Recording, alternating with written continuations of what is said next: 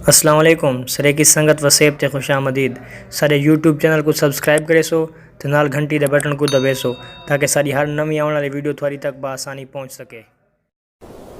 अस्सलाम वालेकुम दोस्तों, बिरावो, सजणों, वसे वासियो, तुसां दे पाए वे यूट्यूब चैनल सरे की संगत वसेब ते दे नाल मैं हां साजिद अरमानी।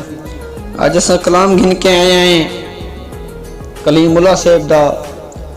सयादन के अज बाग ते मान ते खिल पौंदे, मैं को देख के हाल ज़हीर च होंदी वंड है सारी किस्मत दी, नहीं जोर होंदे तकदीर च। कलीम ने अकल दना होंदे जेड़े पेंदे में पानी खीर च। मथे मुहर नहीं होंदी माड़ियां दी, छड़े होंदन फर्क ज़मीर च।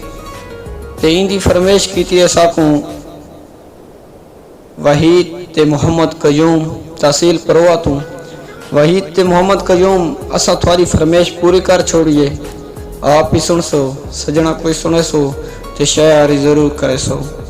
वसे वासियो, अगर कहीं दोस्त की फरमेश होंदी है तो तले साडा व्हाट्सएप नंबर लिखा खड़े, उन्दे ते भेजे सो, हर दोस्त की फरमेश पूरी करे सो। वसे वासियो, दुआ है कि अल्लाह ताला असां सारियां को अपनी हिफ्ज़ो अमान च रखे। ते इंदे नाल साजिद अरमानी को इजाज़त।